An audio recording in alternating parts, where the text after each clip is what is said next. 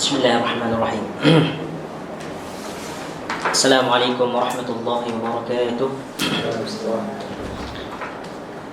Innal hamdalillah nahmaduhu wa nasta'inuhu wa nastaghfiruhu wa na'udzu billahi min shururi anfusina wa sayyiati a'malina. May yahdihillahu fala mudilla lahu wa may yudlilhu fala hadiya lahu. Ashhadu an la ilaha illallah wahdahu la sharika lahu wa ashhadu anna Muhammadan 'abduhu wa rasuluhu la nabiyya ba'dahu. اللهم صل وسلم على نبينا محمد وعلى ال محمد كما صليت على ابراهيم وعلى ال ابراهيم انك حميد مجيد وبارك على محمد وعلى ال محمد كما باركت على ابراهيم وعلى ال ابراهيم انك حميد مجيد. اعوذ بالله من الشيطان الرجيم. يا ايها الناس اتقوا ربكم الذي خلقكم من نفس واحده وخلق منها زوجها وبث منهما رجالا كثيرا ونساء واتقوا الله الذي تساءلون به والارحام ان الله كان عليكم رقيبا. يا أيها الذين آمنوا اتقوا الله حق تقاته ولا تموتن إلا وأنتم مسلمون. اللهم لا سهل إلا ما جعلته سهلا وأنت تجعل الحزن إذا شئت سهلا. رب اشرح لي صدري ويسر لي أمري واحلل عقدة من لساني يفقهوا قولي. ربنا لا علم لنا إلا ما علمتنا إنك أنت العليم الحكيم. Muka surat yang ke-28. Kan? 28. Nama Allah Subhanahu wa taala yang ke-6 iaitu Al-Qayyum. Okey. Nah. Baik.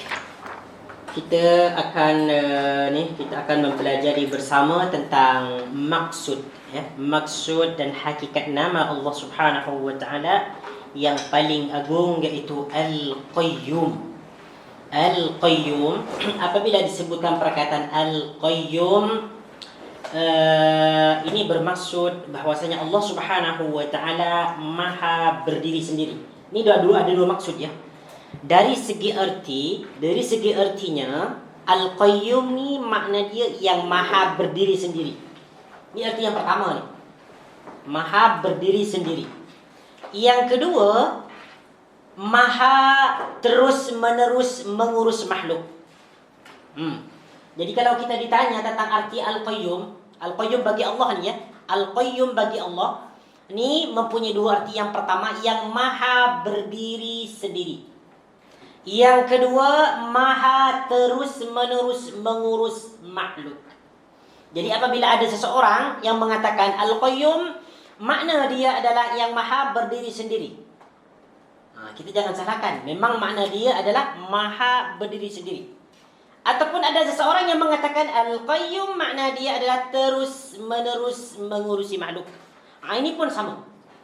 Jadi ada dua makna bagi Al-Qayyum, yang maha berdiri sendiri dan maha terus menerus mengurus makhluk. Dari segi nama, insya-Allah taala kita sudah faham apa itu maksud Al-Qayyum. Cuma dari hakikat, pemahaman hakikat mungkin kita belum faham lagi. Apa hakikat sebenar daripada Al-Qayyum ni? Baik. Apabila disebutkan Al-Qayyum, ia tidak terlepas daripada nama Allah Subhanahu wa taala Al-Hayy. Sebab Al-Qayyum ni dia disebutkan dalam Al-Quran sebanyak 3 kali. Dan semua 3 kali ni dia disebutkan secara bersamaan dengan Al-Hayy. Sebelum disebutkan Al-Qayyum, disebutkan dahulu sebelum disebutkan Al-Qayyum, disebut terlebih dahulu perkataan Al-Hayy. Al-Hayy, Al-Qayyum. Dua nama yang disebutkan secara bersamaan 3 kali dalam Al-Quran. Bahkan kata para ulama, Al-Qayyum ini termasuk nama-nama Allah Subhanahu wa taala yang sangat mulia, yang sangat agung. Sebagaimana disebutkan dalam hadis yang diriwayatkan oleh An-Nasa'i, bahwasanya ada seseorang sahabat yang berdoa dalam solatnya. Dia berkata ataupun berdoa, Allahumma inni as'aluka bi anna lakal hamd, la ilaha illa antal mannan, badi'us samawati wal ard, ya dzal jalali wal ikram. Dia sebut ya dzal jalali wal ikram. Lepas tu dia sebut lagi ya hayyu ya qayyum inni as'aluka. Aku memohon kepada engkau. Lepas dia sebut ya hayyu ya qayyum, dia tersebut inni as'aluka. Aku sesungguhnya memohon kepada engkau. Tatkala doa ni didengar oleh baginda Nabi sallallahu alaihi wasallam, mungkin dia yang berdoa ni agak kuat sikit mungkinlah, ataupun baginda Nabi sallallahu alaihi wasallam diberikan keistimewaan untuk mendengar doanya dia dalam solat. Jadi apa komen baginda Nabi sallallahu alaihi wasallam kepada para sahabat? Tadruna bima da'a? Kata baginda ni. Kita tengok bagaimana baginda Nabi sallallahu alaihi wasallam mengajarkan doa kepada para sahabat dengan ajaran yang senang dan mudah. Kata baginda, tadruna bima da'a? Tahukah kamu apa yang dia baca tadi? Apa yang dia doa tadi? Sebab dia sebut ya hayyu ya qayyum. Qalu Allahu wa rasuluhu a'lam. Sahabat menjawab, Allahu wa rasuluhu a'lam. Baginda Nabi kami tak tahu. Yang tahu adalah Allah dan Rasulnya. Qala, baginda kata, walladhi nafsi biyadihi. Masya Allah, tabaraka rahman. Baginda Nabi ni bersumpah, walladhi, demi zat, demi Allah, nafsi biyadihi, yang jiwaku ada di tangannya. Laqad da'allaha bismihil azim. Orang tadi itu, sahabat yang membaca ya hayyu ya qayyum tu, dia sesungguhnya berdoa dengan menyebut nama Allah Subhanahu wa taala yang sangat agung. Alladhi idza du'iya bihi ajabah. Apabila Allah diminta dengan cara disebutkan namanya ya hayyu ya qayyum, ajabah. Allah akan mengijabah, akan memakbulkan, akan menjawab doanya. Wa idza su'ila bihi a'ta.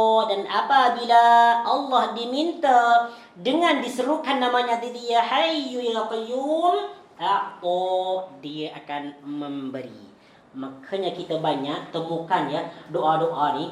Banyak orang yang baca ya hayyu ya qayyum bi rahmatika astaghis. Apalagi kalau ada musibah, ada bencana. Ada bencana, ada musibah, ataupun ada sesuatu bahaya yang dia takutkan, lalu dia sebut ya hayyu ya qayyum bi rahmatika astaghis. Maka insya-Allah Allah Subhanahu wa taala akan memberikan pertolongan kepada dia. Tentang maksud ya hayyu ya qayyum ini sangat luas. Ini ada perkataan Ibnu Al-Qayyim yang sangat menarik. Yang sangat menarik nanti insya-Allah taala. Kalau kita faham dua nama ni, ya hayyu ya qayyum, dalam doa kita dah cukup sebutkan dua nama ni. Meskipun kita tak sebut yang lain, dah cukup. Dah cukup. La haula wala quwwata illa billah. Macam mana dia boleh cukup? Macam mana dia merangkumi semua nama-nama yang lain? Kita ketahui dulu apa maksud ya hayyu ya qayyum. Pahami dengan betul-betul. Apabila dijelaskan oleh ustaz, dengarkan dengan baik-baik. Apabila nak menguap, tahan dulu. Apabila mau tidur, tahan dulu. Jangan tidur dulu. Dengarkan ya hayyu ya qayyum ni. Dengarkan betul-betul ya hayyu ya qayyum.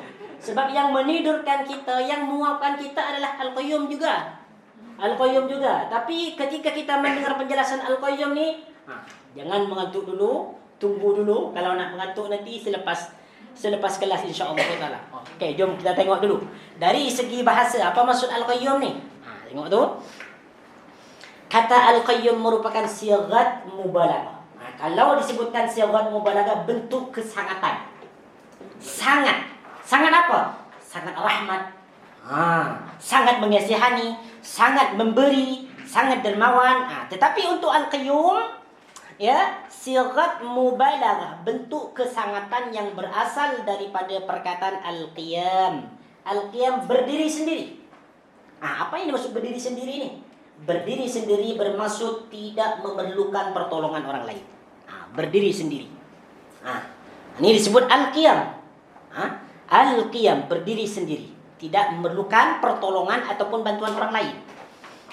Macam kita kan, nak berdiri daripada tempat duduk, kita berdiri sendiri tanpa bantuan orang lain. Kecuali kalau dia sakit. Ketika dia berdiri sendiri itu, dia disebut Al-Qiyam. Ini secara bahasa. Okey. Kata fiilnya adalah qama yaqumu qauman wa qiyaman, yang berarti berdiri. Qama Zaidun, Zaid telah berdiri. Kata al-qiyam, berdiri ini merupakan lawan kata kepada al-julus. Al-qiyam berdiri, al-julus duduk. Sama ada duduk bersila ataupun duduk di atas kursi macam biasa. Itu disebut sebagai al-julus. Jadi kita ada perkataan al-qiyam. Al-qiyam, al-qayyum diambil daripada perkataan al-qiyamu. Lawan dia adalah al-julus. Ini kita mesti ketahui dulu dari segi bahasa. Al-qayyum. Al-qayyum.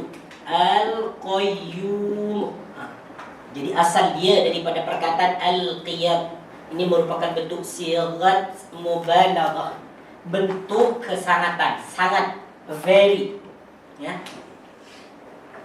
Sighat mubalaghah. Bentuk kesangatan. Ya, bentuk kesangatan daripada perkataan al-qiyam. Al-qiyam. Pertama al-qayyum sighat mubalaghah. Ya, diambil daripada perkataan al-qiyam. Al-qiyam berdiri, ya, berdiri. Lawan kata dia adalah al-julus, ya. Lawan kata dia adalah al-julus, iaitu duduk. Lawan kata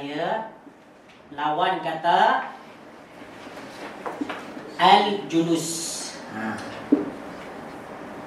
Al-qiyam lawan kata dia adalah al-julus, duduk. Duduk. Ini maksudnya lawan kata, ya. Al-qayyum lawan kata pada al-julus, duduk. Bukan al-qayyum bermakna duduk. Okey. Baik.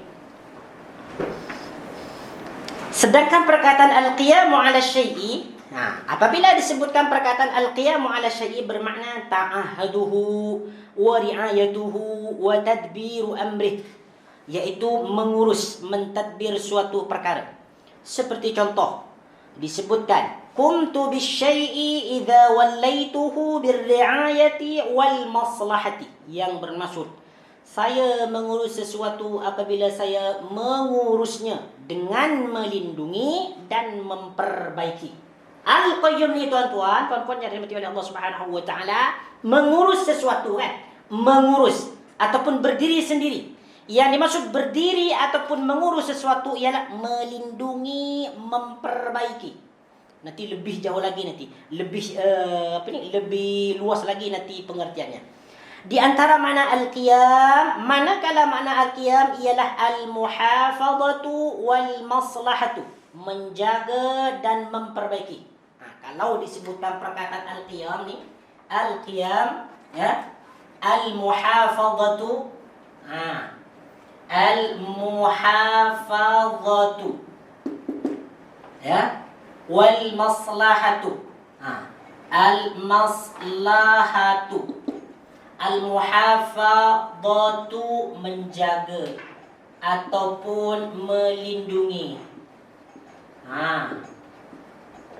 Ni supaya kita ada gambaran lah.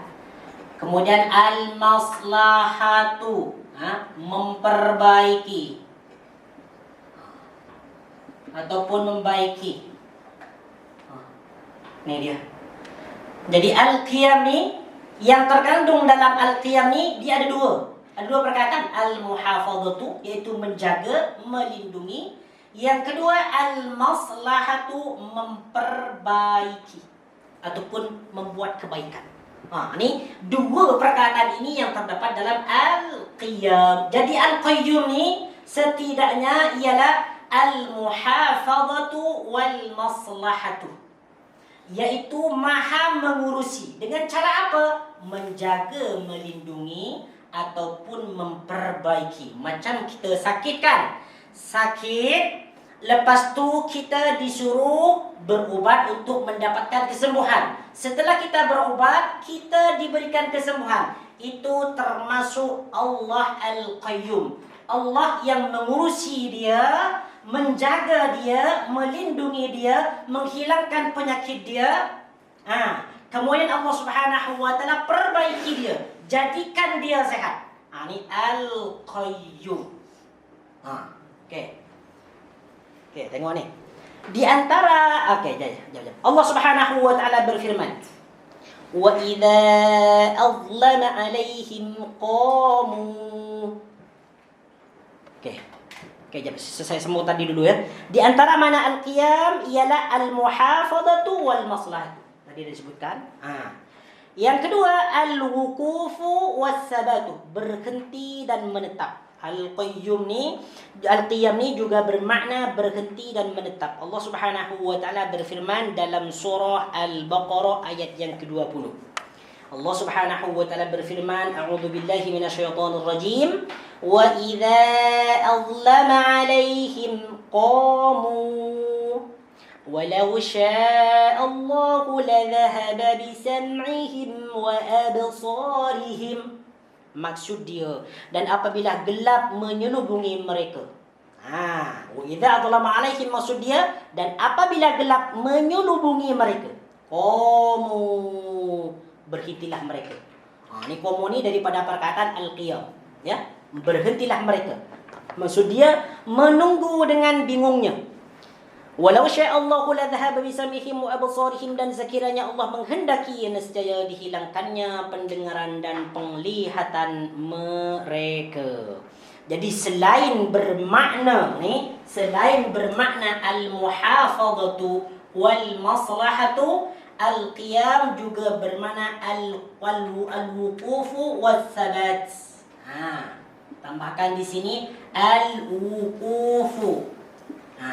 Al-wuqufu was-sabat. Berhenti ataupun menetap. Was-sabat. Was-sabatu.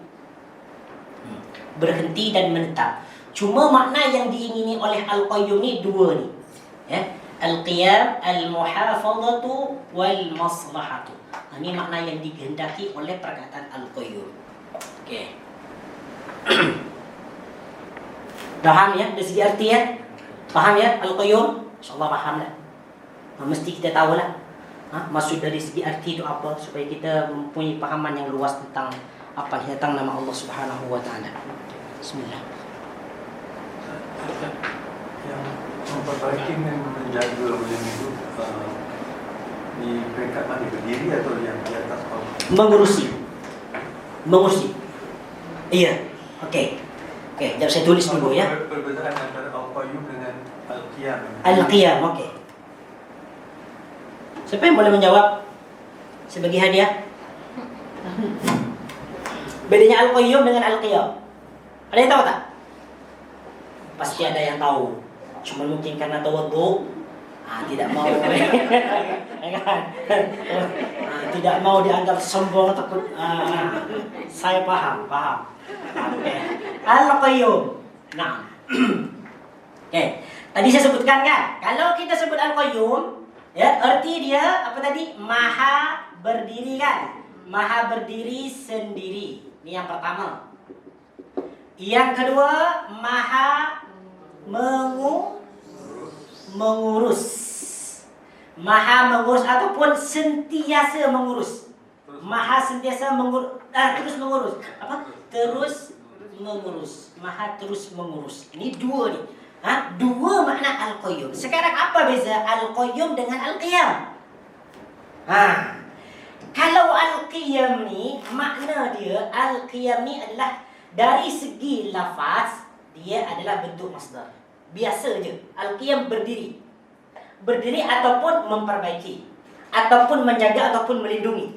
Kira-kira makna yang inilah. Al-qiyam ni tidak lari daripada tiga makna ni. Al-qiyam menjaga, melindungi, memperbaiki, ataupun menetap. Di sini kan, berhenti ataupun menetap. Berhenti ataupun menetap. Okey. Tapi apabila disebut al-qayyum, sebab ini adalah sighat mubalaghah, bentuk kesangatan, maka arti dia adalah sangat sangat terus mengurus makhluk, ataupun sangat menjaga, sangat melindungi, sangat memperbaiki. Sebab al-qayyum itu adalah sighat mubalaghah. Kalau al-qiyam menjaga, melindungi, memperbaiki. Kalau al-qayyum sangat memperbaiki, sangat menjaga, sangat melindungi. Itu beza dia. Sebab al-qayyum ni adalah sighat mubalaghah, bentuk kesangatan. Kalau al-qiyam dia bukan bentuk kesangatan, sekedar bentuk masdar saja. Kalau al-qiyam disebutkan, mungkin dia bermakna berdiri ataupun berhenti ataupun memperbaiki ataupun menjaga ataupun melindungi. Macam tu. Al-qiyam ni bukan nama Allah. Yang nama Allah ni al-qayyum. Al-qiyam ni adalah sifatnya. Qiyamuhu binafsihi. Dalam sifat 20 kan? Sifat wajib kan? Qiyamuhu binafsihi wahdaniyat kudrat iradat ilmu hayat sama basar kalam qadiran muridan aliman hayyan samian basiran mutakalliman. Tak ada yang hafal. Kita belajar dulu ni. Kita belajar dulu sifat wajib ni. Sifat wajib betul, tapi dia kurang. Sifat wajib kita terima, tapi dia kurang ya, kurang. Al-qiyamu binafsihi. Jadi al-qayyum. Jadi itulah beza dia tadi. Al-qayyum dengan al-qiyam. Kalau al-qayyum ni dia sighat mubalaghah, bentuk kesangatan, dan ini adalah menunjukkan nama Allah. Manakala al-qiyam makna dia adalah al-muhafazah, al-maslahah ataupun al-wuquf was-sabat. Itu dia. Yang sifat Allah yang al-qayyum. Al-qiyam. Ni sifat dia. Ya, sifat dia al-qiyam. Kalau al-qayyum nama dia. Al-qayyum ni nama yang menunjukkan kepada sifat perbuatan. Yang menunjukkan kepada sifat perbuatan. Al-qayyum ni. Kita ada dua nama kan? Untuk Allah ni kan. Sebelumnya disebutkan al-hayyu. Al-hayyu. Sebagaimana dijelaskan, setiap nama Allah Subhanahu wa taala, Asmaul Husna ni mengandungi sifat. Kalau kita sebut As-Sami, nama Allah As-Sami yang maha mendengar, maka sifat dia adalah apa? Mendengar. As-Sami yang mendengar, yang maha mendengar. Sifat dia adalah mendengar. Ini disebut sebagai sifatul af'al. Mendengar. Sifat dat. Okey, al-hayyu menunjukkan sifat zat. Seperti seperti tadi mendengar, melihat. Allah mempunyai tangan, tapi tak sama dengan tangan makhluk. Hanyalah Allah Subhanahu wa taala yang mengetahui tangan itu. Ini termasuk sifat zat. Al-qayyum ni sifat perbuatan. Sebab al-qayyum terus-menerus mengurus makhluk. Macam mana mengurus makhluk? Memberi rezeki, pekerjaan kan, perbuatan kan. Memberikan kehidupan, mengatur, ya, memberikan makanan, memberikan kesehatan. Kemudian mengganti malam dengan siang.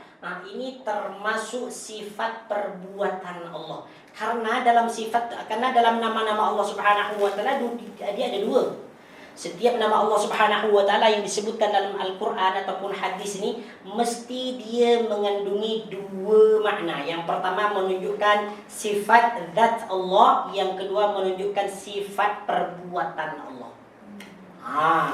Tapi kita kena pilih, kena tahu mana nama yang menunjukkan sifat zat Allah, mana nama Allah Subhanahu wa taala yang menunjukkan sifat perbuatan Allah. Nanti akan dijelaskan insya-Allah taala. Kita belajar sedikit-sedikit insya-Allah. Yang hayyu bukan yang maha hidup. Ya? Yang maha hidup. Ya, yang maha hidup. Ya hayyu yang maha hidup, betul. Dah dijelaskan minggu lepas. Dah lupa. Yes, ya hayyu ya qayyum. Baik. Coba sifat perbuatan Allah yang berbentuk kesehatan. Iya, berbentuk kesehatan. Al-qayyum. Yes, sangat mengurusi makhluk. Sangat. Maksudnya kalau sangat, setiap urusan makhluk ditangani oleh Allah Subhanahu wa taala, diuruskan oleh Allah Subhanahu wa taala. Sama ada urusan yang sangat kecil ataupun urusan yang sangat besar, itu diurusi oleh Allah Subhanahu wa taala. Okey, jom kita tengok dulu maksud dan hakikat nama. Dari segi bahasa kita dah fahamlah. Kalau al-qayyum ni diambil daripada perkataan al-qiyam yang bermaksud al-muhafazah, al-maslahah ataupun al-wuqufu was-sabat, menjaga dan memperbaiki ataupun berhenti dan menetap. Okey. Sekarang dari segi hakikat ataupun maksud yang sebenar. Al-qayyum menunjukkan kekuasaan Allah. Panas ke? Panas tak? Tak panas? Anak sendiri yang macam panas. Okey, tak apa. Baik, Al-Qayyum menunjukkan kekuasaan Allah. Nama yang agung ini disebutkan dalam Al-Quran sebanyak 3 kali, iaitu Allah Subhanahu wa taala berfirman, "Wa 'anatil wujuhu lil hayyil qayyum wa qad khaba man hamala zulma." Yang bermaksud, dan tunduklah semua muka dengan merendahkan diri kepada Tuhan yang hidup kekal lagi sentiasa mengurus makhluknya.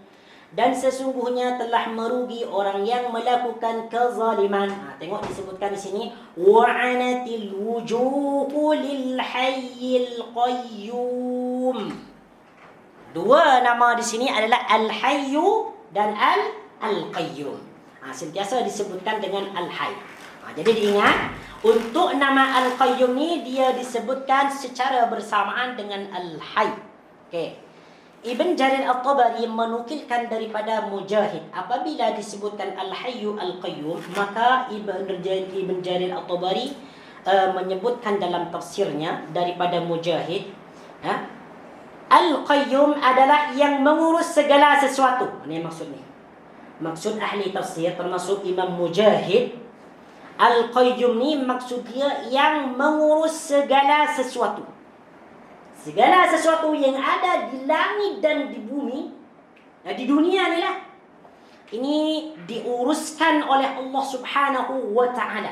Oleh kerana itu Allah disebut Al-Qayyum.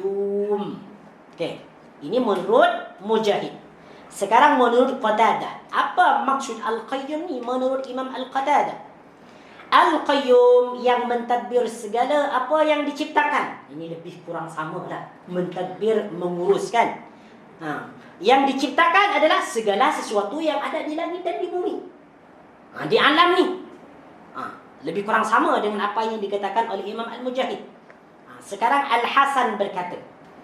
Imam Al-Hasan mengatakan, Al-Qayyum bermaksud yang mengurus setiap apa yang dilakukan oleh seseorang lalu memberikan balasannya, sehinggalah Allah mengetahui semua dan tidak ada sesuatu pun yang tersembunyi darinya. Al-Hasan ni di dalam mentarifkan Al-Qayyum, maksud Al-Qayyum ni lebih luas, mengurus setiap apa yang dilakukan oleh seseorang lalu memberikan balasannya. Apa yang kita usahakan ni, termasuk kita datang yayasan taklim untuk memberi ilmu, lalu ketika kita mendengar apa yang disampaikan, kita mendapatkan ilmu, itu sebagai balasan daripada Allah. Ini termasuk Al-Qayyum. Ya, Allah mengurus setiap apa yang dilakukan oleh seseorang lalu memberikan balasannya. Macam kita kerja. Kalau kita kerja, kita akan mendapatkan rezeki. Di dalam pekerjaan itu ada proses. Orang yang bekerja di dalam office, dia mungkin menulis, type di depan komputer, lalu dia akan diberikan gaji sebagai balasan. Itu termasuk dari pentadbiran ataupun urusan Allah Subhanahu wa taala. Manakala Khaisum berkata Al-Qayyum yang mengurusi segala sesuatu, melindungi, memberi rezeki dan menjaga. Kata Al-Khaisum ni dia lebih luas lagi. Allah Subhanahu wa taala bukan hanya mengurusi segala sesuatu, tetapi yang kedua, melindungi. Melindungi ini termasuk kepada Al-Qayyum. Makanya tadi disebutkan salah satu makna Al-Qiyam adalah Al-Muhafadhah, menjaga, melindungi. Jadi kata Al-Khaisum tadi, yang pertama mengurus segala sesuatu, yang kedua melindungi, yang ketiga memberi rezeki. Masya Allah, Tabarakar Rahman. Memberi rezeki termasuk kepada Al-Qayyum.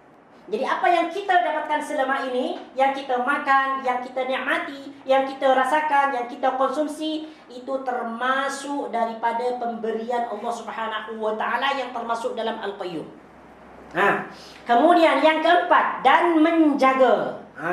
Menjaga berarti di sini ada 4 ya. Yang pertama mengurusi segala sesuatu, yang kedua melindungi, yang ketiga memberi rezeki, yang keempat adalah menjaga. Ada 4 makna, ada 4 maksud di sini. Baik. Dari beberapa pandangan yang dikemukakan oleh ulama bahawa Al-Qayyum bermaksud dialah Allah yang berdiri sendiri dengan zatnya.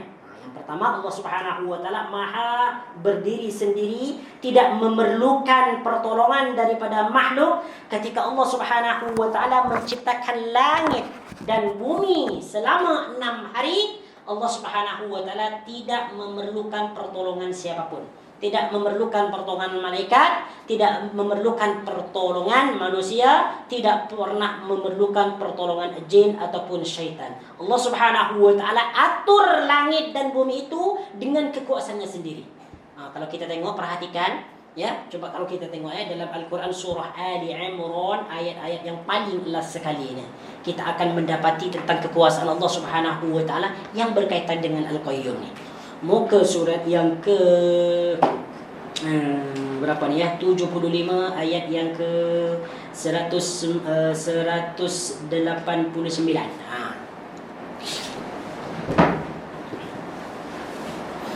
Okey. Ada yang boleh bantu saya untuk baca? Satu huruf 10 pahala. Surah Ali Imran ayat yang ke 189. Sila baca kalau nak 10 pahala setiap satu huruf.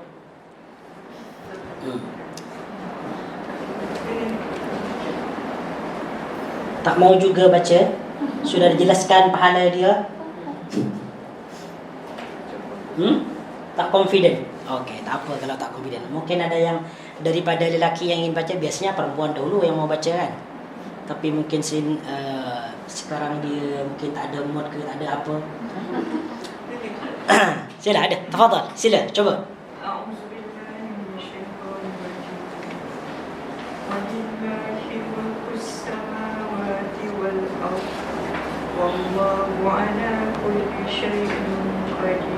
Okey, sambung.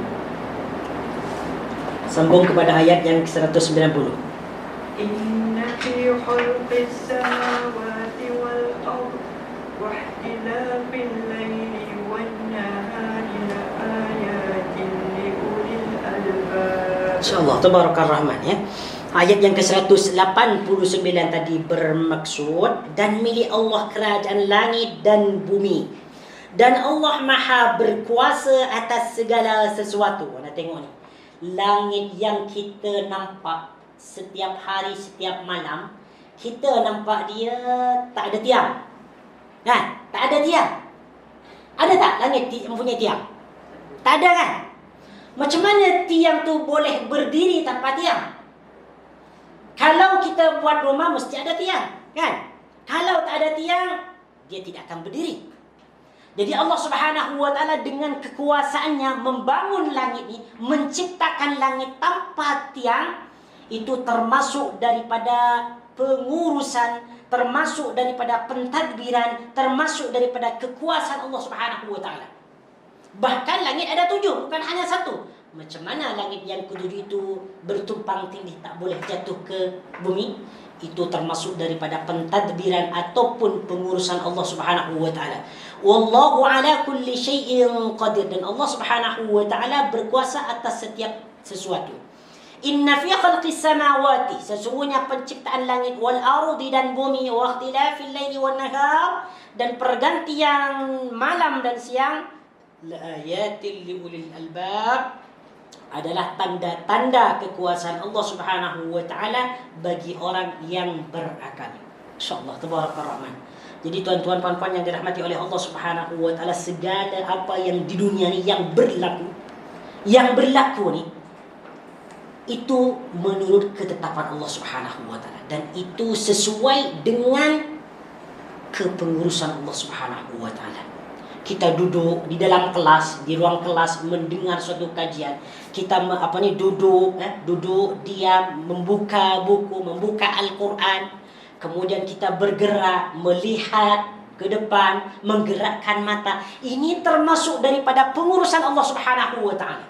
Allah yang melakukan semua ini, bukan kita sendiri. Pada hakikatnya Allah Subhanahu wa taala, cuma kita mempunyai kehendak, diberikan kehendak oleh Allah Subhanahu wa taala untuk melakukan apa yang kita mahu. Tetapi pada hakikatnya ini termasuk kepada al-qiyam.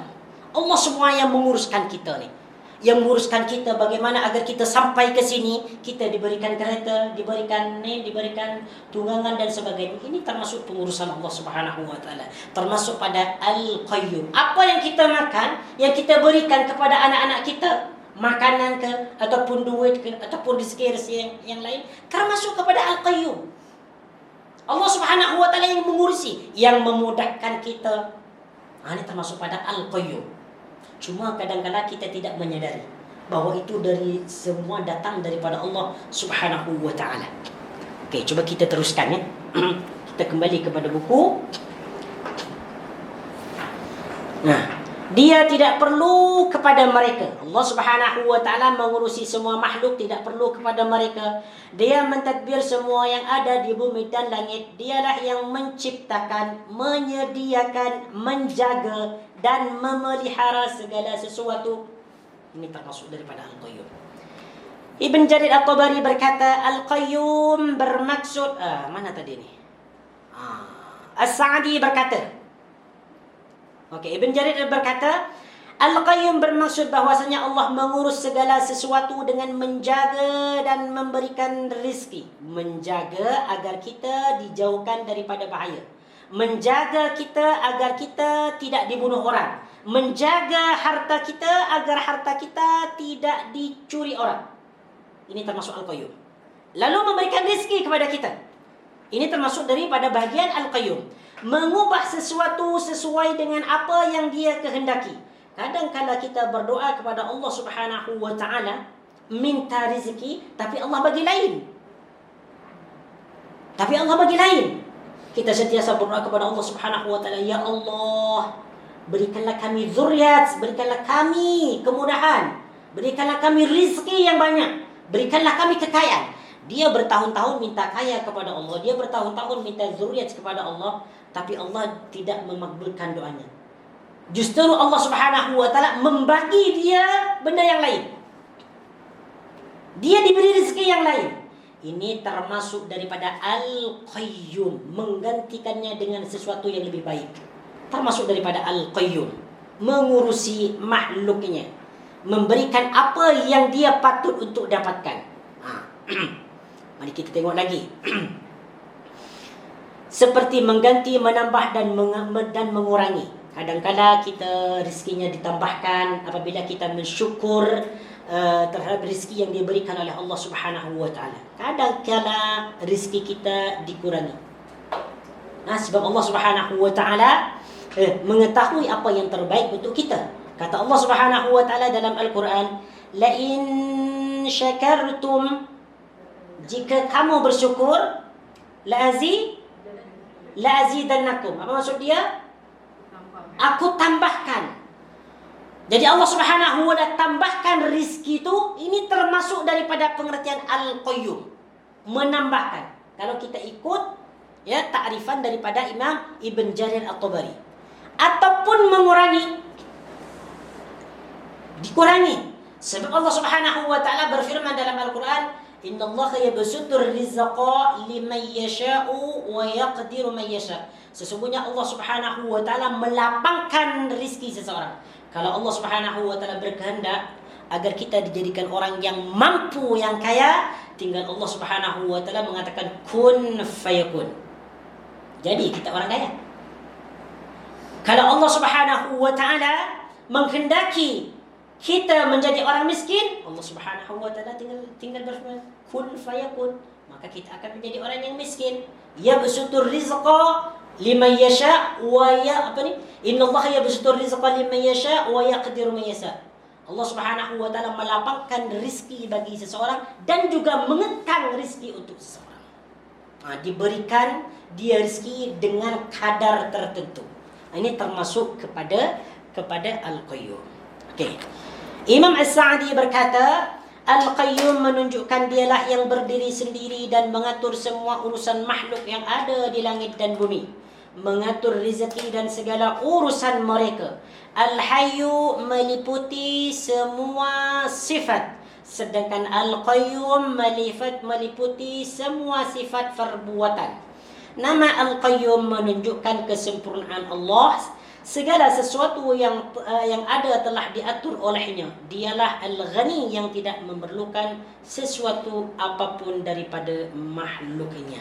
Jadi apabila disebutkan dua perkataan ni, Al-Hayyu Al-Qayyum. Jadi dua nama ni, Al-Hayyu ini menunjukkan sifat zat Allah yang sentiasa tidak dapat dipisahkan daripada dirinya. Hidup mempunyai pendengaran, mempunyai penglihatan, mempunyai tangan, mempunyai kaki. Tapi mempunyai tangan dan kaki itu hanyalah Allah Subhanahu wa taala yang mengetahui. Mempunyai mata, Allah Subhanahu wa taala mempunyai mata. Apa bukti dia? Disebutkan dalam hadis yang bermaksud sesungguhnya mata siapa yang akan turun nanti? Dajjal. Sesungguhnya mata Dajjal, mata sebelah Dajjal itu adalah buta. Ya, buta. Dan dan mata Allah Subhanahu wa taala tidak buta. Disebutkan dalam hadis yang sahih. Ini adalah sifat zat Allah Subhanahu wa taala. Ya.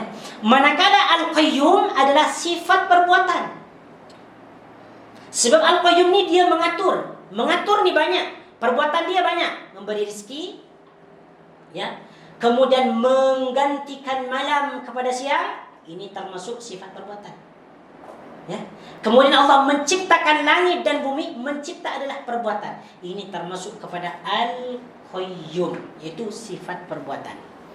Coba ni, ini yang disebut oleh Imam Ibn Al-Qayyim. Ini penting ya. Jadi apa yang dimaksud oleh Ibn Al-Qayyim ni tentang Al-Qayyum?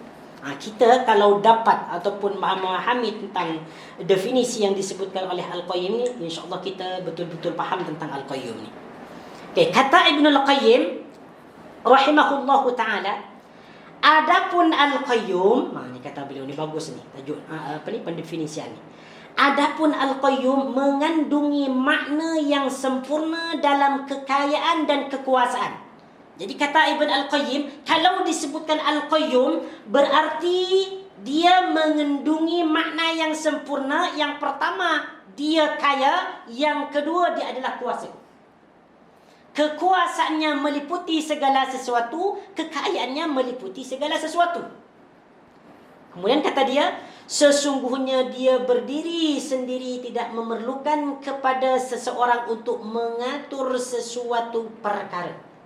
Allah Subhanahu wa taala berdiri sendiri di dalam mengatur segala sesuatu, tidak perlu ataupun tidak memerlukan bantuan daripada makhluknya. Inilah Allah Subhanahu wa taala Al-Qayyum. Dia yang mengatur selain dirinya. Tidak ada sesuatu pun yang dapat terlaksana melainkan dengan aturannya. Segala sesuatu yang berlaku di dunia ini telah diatur oleh Allah Subhanahu wa taala. Kita tidak dapat berdiri sendiri, tidak dapat melakukan sesuatu dengan keinginan ataupun kekuatan kita diri sendiri, melainkan dengan aturan Allah Subhanahu wa taala. Inilah salah satu dari kesempurnaan kekuasaan dan keagungannya. Dua nama ini, nak tengok ni kata Ibnu Qayyim, dua nama ini Al-Hayyu Al-Qayyum melahirkan sifatul kamal. Kalau disebut Al-Hayyu kata Ibnu Al-Qayyim dan Al-Qayyum melahirkan sifatul kamal. Apa sifatul kamal? Sifat-sifat yang sempurna. Sifat-sifat yang meliputi sifat kesempurnaan Allah Subhanahu wa taala. Di antaranya al-ghina at-tam, kekayaan yang sempurna. Apabila disebutkan Al-Hayyu Al-Qayyum, tadi yang pertama melahirkan sifatul kamal, sifat-sifat yang sempurna. Jadi dalam Al-Hayyu Al-Qayyum ni, segala sifat yang sempurna terkumpul pada dua nama ni. Al-Hayyu maha hidup, Al-Qayyum maha mengurusi makhluk.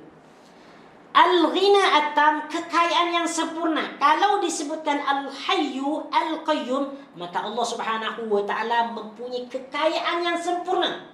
Tidak memerlukan pertolongan manusia. Justru manusia, makhluk, jin, semua haiwan dan tumbuhan memerlukan kekayaan Allah Subhanahu wa taala. Ya. Kemudian lagi apabila disebutkan Al-Hayyu Al-Qayyum, maka dia melahirkan sifat Al-Qudrah At-Tamah. Apa Al-Qudrah At-Tamah? Kekuasaan yang sempurna. Allah Subhanahu wa taala kalau disebut Al-Hayyu Al-Qayyum bermakna Allah mempunyai kekuasaan yang sempurna. Ya. Mengatur malam, mengatur siang, mengatur langit, mengatur bumi, mengatur hujan, mengatur rezeki dan sebagainya. Kata beliau, untuk itu sesiapa yang meminta pertolongan dengan menyebut kedua nama tersebut, seakan-akan dia meminta pertolongan dengan menyebutkan semua nama dan sifatnya. La haula wala quwwata illa billah. Nah, ini kata Imam Ibn Al-Qayyim rahimahullahu ta'ala. Memang beliau ni pakar dalam dalam menafsirkan ataupun menjelaskan nama-nama Allah Subhanahu wa taala. Bahkan beliau itu mengarang satu kitab yang bernama Al-Qasidatun Nuniyah. Qasidah Nuniyah.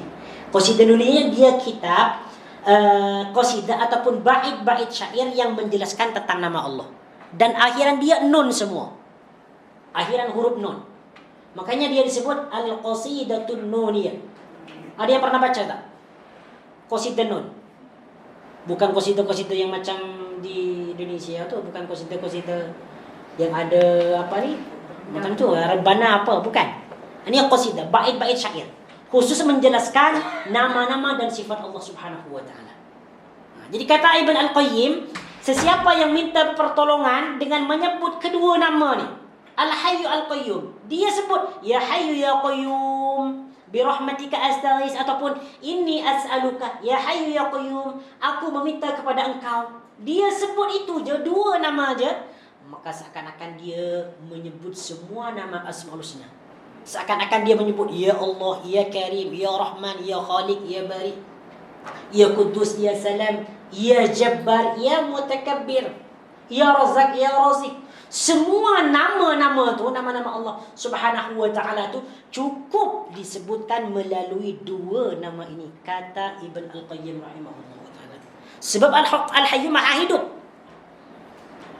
Semua nama-nama ni kembali kepada Al-Hayyu Al-Qayyum, Maha hidup, terus menerus mengurusi makhluk. Makanya kata sebagian ulama, ya, berdalilkan hadis yang disebutkan tadi, bahawa dua nama ini merupakan nama yang sangat agung. Sehingga Rasulullah SAW sangat takjub dengan doa yang dipohonkan oleh sahabat tadi. Tengok ni.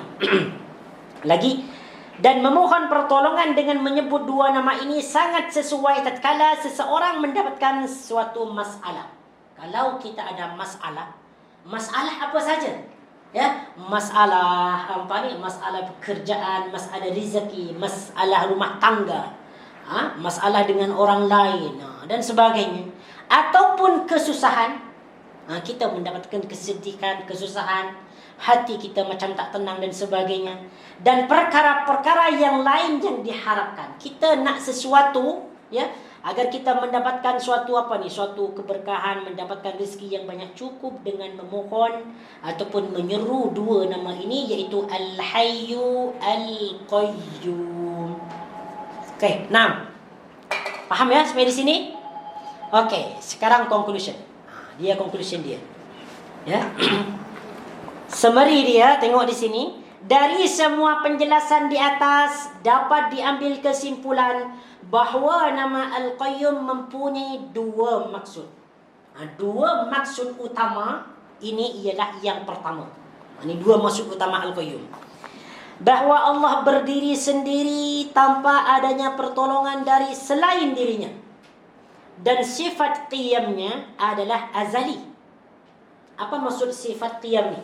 Iaitu sifat Allah Subhanahu wa taala mengurus makhluk ni adalah azali, dari dahulu. Tidak ada awal lagi. Memang dari dahulu Allah Subhanahu wa taala sentiasa mengurus makhluk. Tidak ada permulaan dan tidak ada penghujung. Ini yang pertama. Berdiri sendiri tanpa adanya pertolongan daripada makhluk. Yang kedua, Allah mengatur segala urusan makhluk.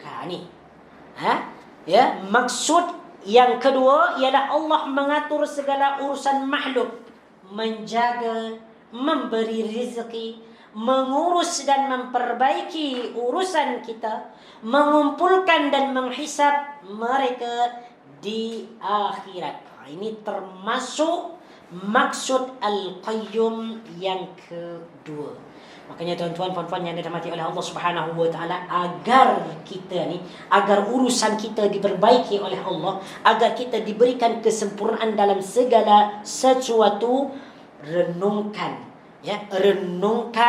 dan amalkan daripada nama Allah Subhanahu wa taala Al-Hayyu Al-Qayyum, dan sentiasalah kita membanyakkan doa kepada Allah Subhanahu wa taala, sama ada tatkala kita sujud ataupun solat malam ataupun di mana-mana tempat, apabila kita mengingat Ya Hayyu Ya Qayyum, kita terus minta pertolongan kepada Allah. Macam kita kan lagi senang, diberikan happy, diberikan rezeki, duduk di atas kendaraan yang begitu sejuk, begitu mewah, minta kepada Allah, Ya Hayyu Ya Qayyum, kekalkanlah nikmat yang aku sedang jalani. Minta kepada Allah agar nikmat itu tidak dicabut. Kalau nikmat itu tidak dicabut, mungkin kita akan merasakan ketidakselesaan. Ketika kita duduk di rumah kan, sambil makan, ataupun bersantai, minta kepada Allah, Ya Allah, Ya Hayyu Ya Qayyum, birahmatika astaghis. Aku memohon kepada Engkau ya Allah, kekalkanlah nikmat aku ni, jangan Engkau cabut. Minta kepada Allah. InsyaAllah nikmat itu akan berkekalan. Sebab kita dah minta kepada Allah dengan menyebutkan namanya yang sangat agung, Ya Hayyu Ya Qayyum. Kalau kita dizalimi seseorang, dianiaya seseorang, kita difitnah ke? Kita difitnah. Padahal kita tidak pernah memfitnah orang, tapi tiba-tiba kita difitnah.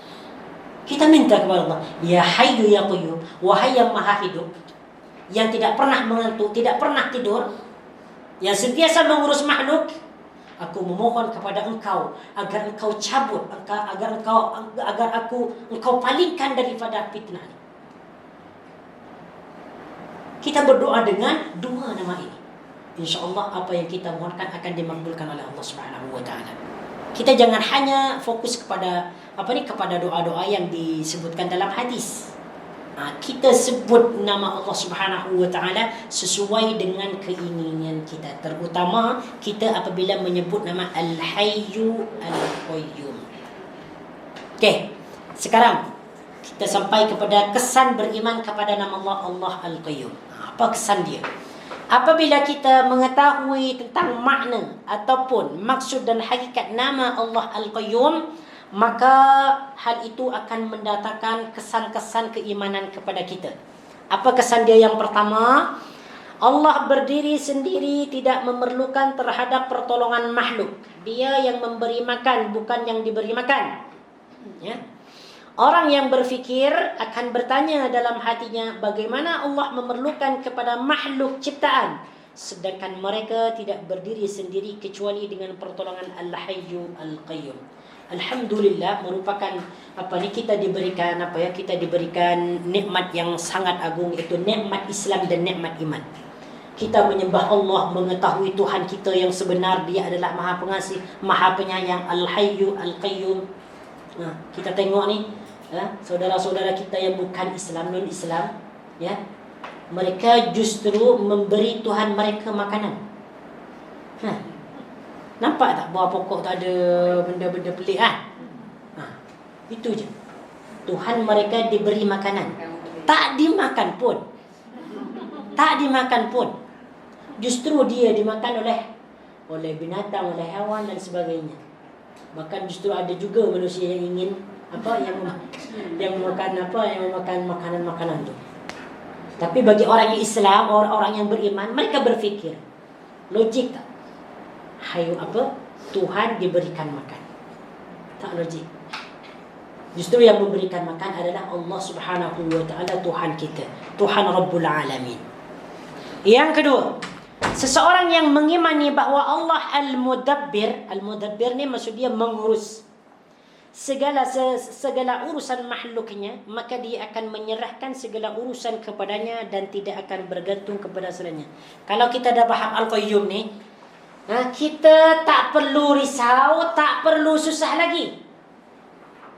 Kita yakin bahawa segala yang kita buat, urusan kita ni sedang ditangani oleh Allah Subhanahu wa taala. Kita serahkan urusan kita ni. Jangan kita risau sebab kita memiliki Al-Qayyum. Kita adalah milik Al-Qayyum. Serahkan semua urusan kepada Al-Qayyum. Tak perlu risau.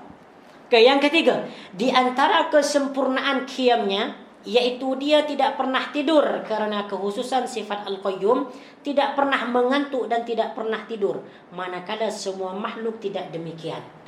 Di antara kesempurnaan qiyamuhu binafsi, tentang pentadbiran Allah ataupun pengurusan Allah, bahwasanya Allah tidak pernah tidur, tidak pernah mengantuk.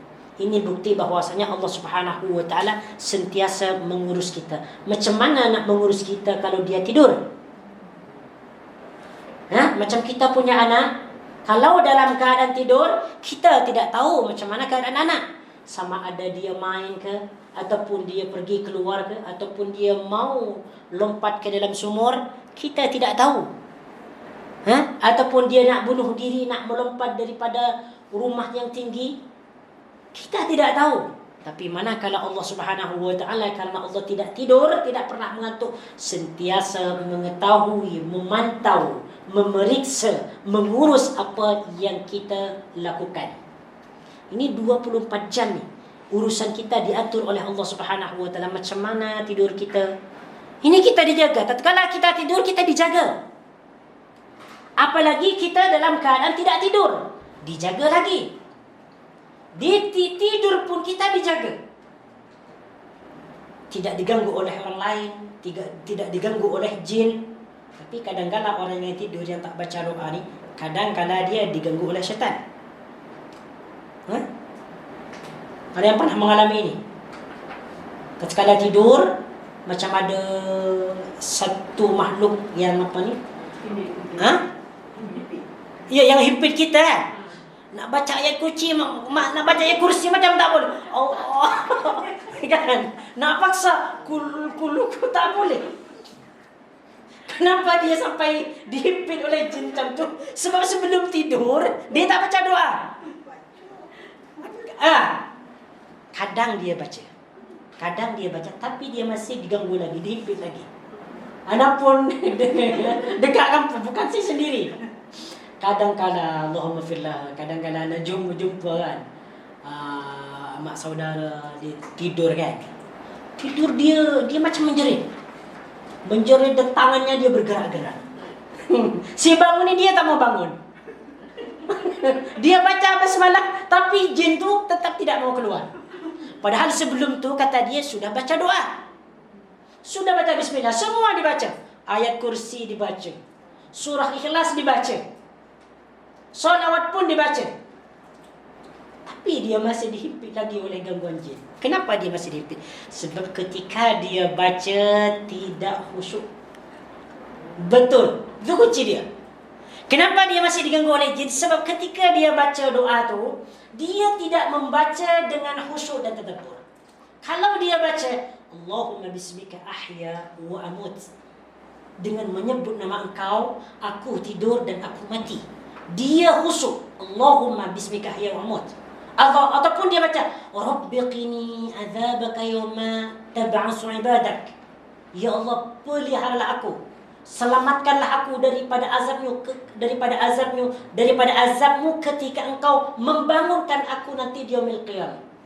Ataupun dia baca ayat kursi Allahu la ilaha illa huwal hayyul qayyum, dia baca khusyuk, insyaallah tidak akan diganggu lagi oleh iblis, oleh syaitan, oleh jin. Dan ana sudah mempraktikkan ini. Dahulu memang waktu di kampung, waktu ana ketika sekolah dulu, sekolah kebangsaan dulu lah, sekolah ni lah, sekolah kebangsaan dulu.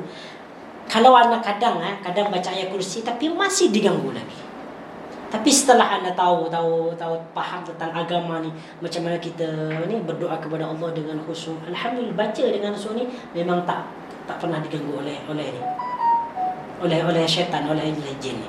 Tapi kalau kita baca dengan main-main sambil menguap, Allah masih kamu tu, ya pasti tidur. Itu confirm akan dihimpit, akan ditekan syaitan. Sehingga kita macam sulit, macam susah nak bernafas.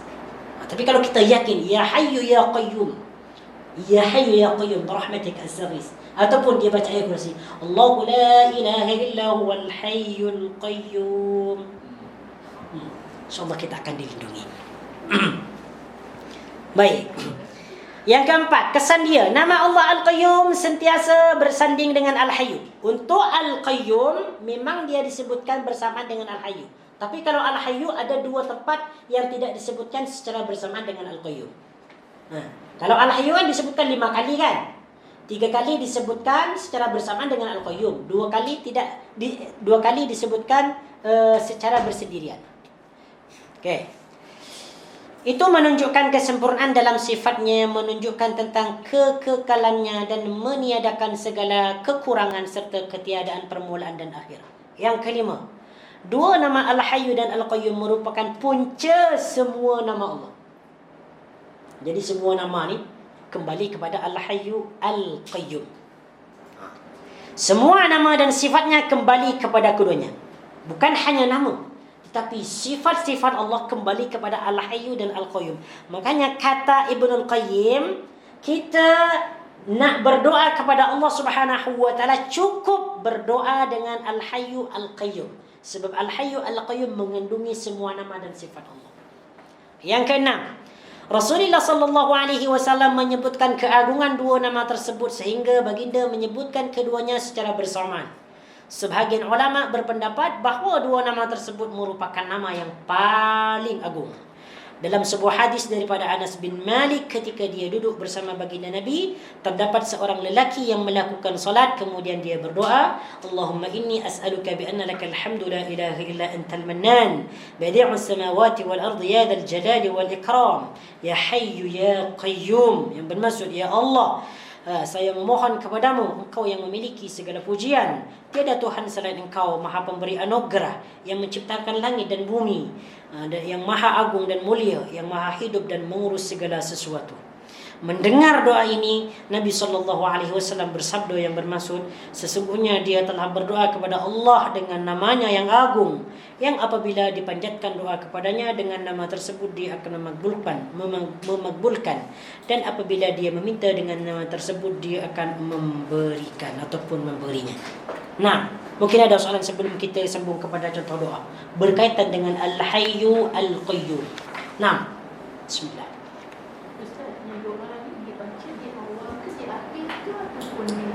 Boleh dibaca di sujud, boleh baca di sebelum tahiyat akhir.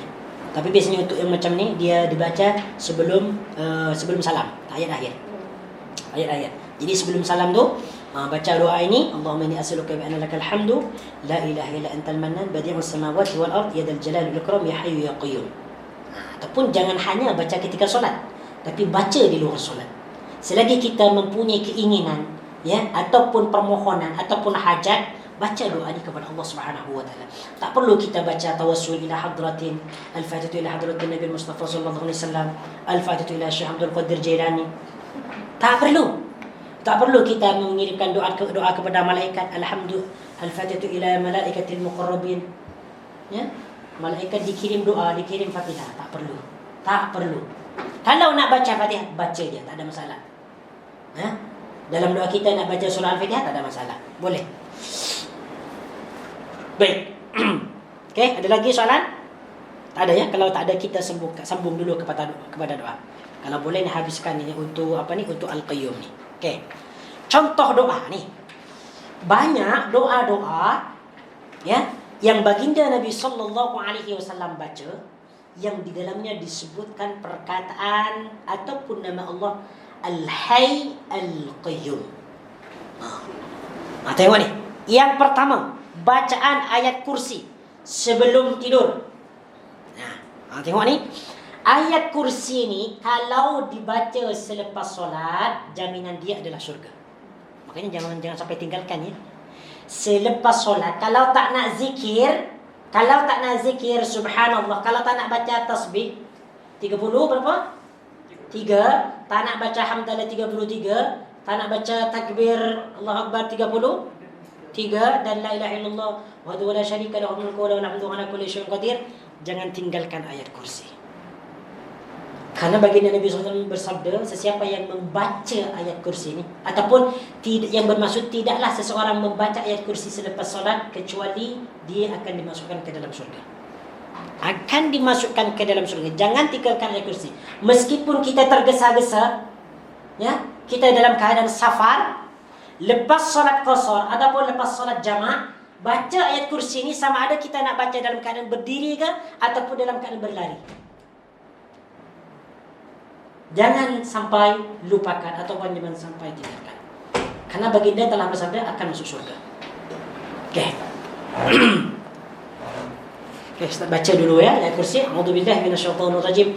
Allahu la ilaha illa huwal hayyul qayyum, la ta'khudhuhu sinatun wa la nawm, lahu ma fis samawati wa ma fil ard. Ingat, baca dengan tajwid. Sebab kita baca Quran, jangan kita baca cepat-cepat. Allahu la ilaha illa huwal qayyum la ta'khudhuhu sinatun wa la nawm, lahu ma fis samawati wa ma fil ard. Ini macam mana doa kita akan diterima? Baca dengan tajwid, ini Al-Quran. Kalau doa yang lain tak kisahlah, tapi kurang baik lah. Tapi untuk ayat kursi ni baca dengan tajwid. Allahu la ilaha illa huwal hayyul qayyum, la ta'khudhuhu sinatun wa la nawm. Jangan baca dalam waktu yang sangat-sangat pendek. Dibaca dalam 3 detik. 3 saat. Allahu la ilaha illa huwal macam solat tarawih. Aduh, jangan. Baca dengan betul ya. Baca dengan betul. Allah Subhanahu wa taala seronok apabila mendengar ya. Apabila mendengar bacaan Al-Quran itu dibaca dengan suara yang bagus. Apa bukti dia? Disebutkan dalam hadis yang sahih. Kata baginda Nabi sallallahu alaihi wasallam, inna husnul sauti yazidul Qur'ana hasanan. Sesungguhnya suara yang bagus, bacaan yang bagus akan menampakkan kebaikan dalam bacaan Quran. Baca dengan betul-betul. Okey. Okey, kita baca sama-sama ya. Okey, kita baca sama-sama. A'udzu billahi minasyaitonir rajim. Baca ta'awudz, jangan lupa baca ta'awudz, tak perlu baca basmalah. Sebab ini bukan awal surah. Cukup baca ta'awudz. Lepas tu Allahu la ilaha illa huwal qayyum. Allahu la ilaha illa huwal hayyul qayyum. Allahu la ilaha illa huwal hayyul qayyum. La ta'khudhuhu sinatun wa la nawm. La ta'khudhuhu sinatun wa la nawm. Lahu ma fis samawati wa ma fil ard. Lahu ma fis samawati wa ma fil ard. من ذا الذي يشفع عنده إلا بإذنه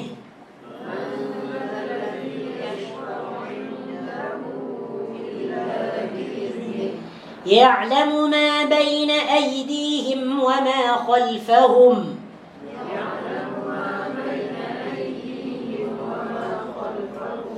ولا يحيطون بشيء من علمه إلا بما شاء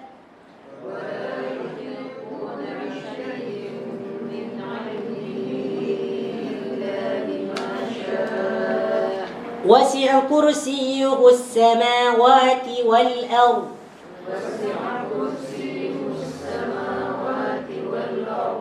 ولا يؤوده حفظهما وهو العلي العظيم.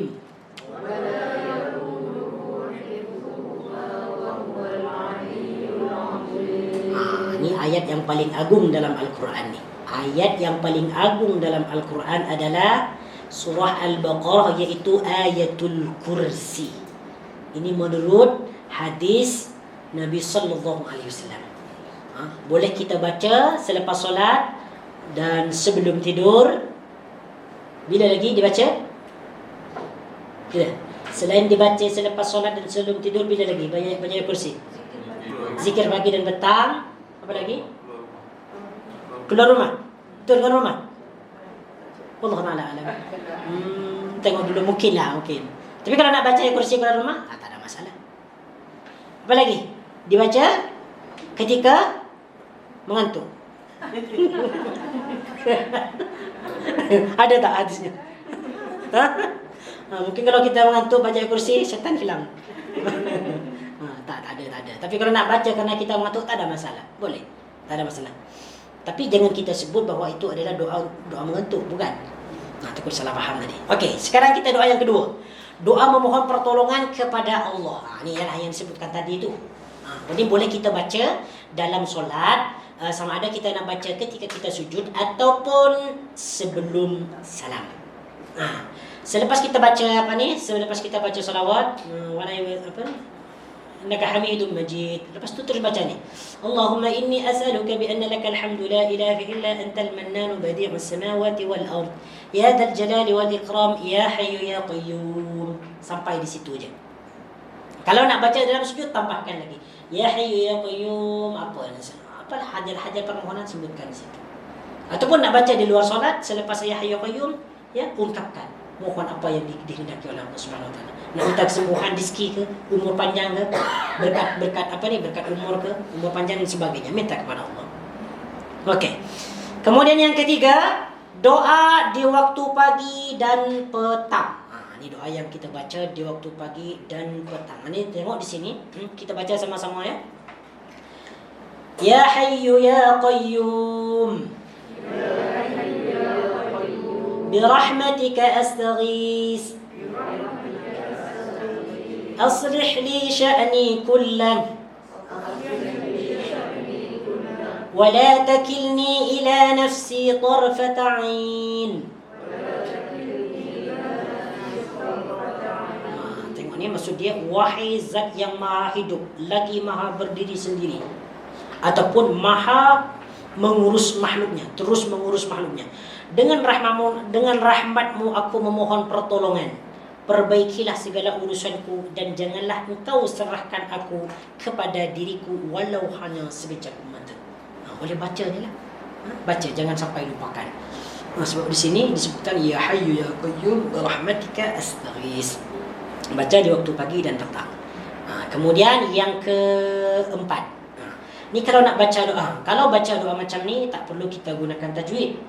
Macam baca Al-Quran. Kalau baca ni ayatul kursi, mesti kita baca dengan tajwid. Allahu la ilaha illa huwal hayyul qayyum. Tapi kalau yang doa macam ni tak perlu kita baca tajwid. Ya hayyu ya qayyum bi rahmatika astaghiitsu aslih li sya'ni kullahu wa la takilni. Tak perlu. Ataupun kita nak panjang. Allahumma inni as'aluka bi an tak perlu guna tajwid untuk yang ni. Untuk doa selain Al-Quran tak perlu guna tajwid. Tapi doa yang terdapat dalam Al-Quran kita mesti dengan bacaan tajwid. Okey. Doa yang keempat ni sudah dijelaskan ya minggu hadapan. Astaghfirullahalazim alladzi la ilaha illa huwal hayyul qayyum wa atubu ilaih. Apabila zikir ini diucapkan ataupun dibacakan oleh kita, maka dosa kita akan dihapuskan meskipun dosa itu besar. Bahkan dinyatakan dalam hadis sebagaimana disebutkan minggu lepas, seseorang yang membaca doa ini dosanya akan diampuni meskipun dosa tersebut dosa lari daripada peperangan. Dosa lari dari peperangan ini sangat ancamannya adalah jahannam. Tetapi dengan membaca astaghfirullahalazim alladzi la ilaha illa huwal hayyul qayyum atubu ilaih, insyaallah dosanya akan dihapuskan. Nah, Allah minggu depan ni adalah al-awwal al-akhir. Alhamdulillah sekarang ya habiskan satu nama. Biasanya satu nama ni dua pertemuan. Okay. Yang mana? Ya, baca dalam sujud ni bagus. Astaghfirullahalazim alladzi la ilaha illa huwal hayyul qayyum atubu ilaih. Baca dalam sujud. Lagi bagus dibaca selepas menyebutkan subhana rabbiyal a'la. Subhana rabbiyal a'la, subhana rabbiyal a'la, ataupun subhana dzil jabarut wal malakut wal kibriyah wal 'azamati. Lepas tu astaghfirullahalazim alladzi la ilaha illa huwal hayyul qayyum atubu ilaih. Tapi kalau solat sendirian lah, solat sendirian ataupun menjadi makmum. Tapi kalau menjadi imam, kalau ini dikira agak panjang, lebih baik tinggalkan. Baca yang biasanya, Subhana rabbiyal a'la ataupun Subhanallahil barud. Kalau lagi solat sendirian seorang, ya, baca ni. Banyakkan baca ni, ya. Banyakkan baca astaghfirullahaladzim alladzi la ilaha illa huwal hayyul qayyum atubu ilaih. Memang dia nampak dia memang ada bukti. Selepas kita bangun daripada sujud tu, selepas kita baca salam, memang keadaan kita ni keadaan macam ringan. Tak tahu kenapa, mungkin dosa kita diangkat ke atau macam mana. Kalau anak pengalaman anak sendirilah. Kalau dibaca doa-doa ni, makanya banyakkan doa ni. Memang banyakkan doa ni. Selagi kita diberikan kesempatan, ya, untuk membanyakkan ibadah kepada Allah, banyakkan berdoa. Nah, InsyaAllah untuk minggu depan, iaitu muka surat 32, iaitu Al-Awwal Al-Akhir. Yang awal, yang maha awal dan maha akhir. Apa maksud maha awal dan maha akhir? InsyaAllah kita akan pelajari pada minggu depan. Subhanakallahumma wa bihamdika asyhadu an la ilaha illa anta astaghfiruka wa atubu ilaik. Aqul lakum jazakumullahu khairan wa barakallahu fikum. Assalamualaikum warahmatullahi wabarakatuh.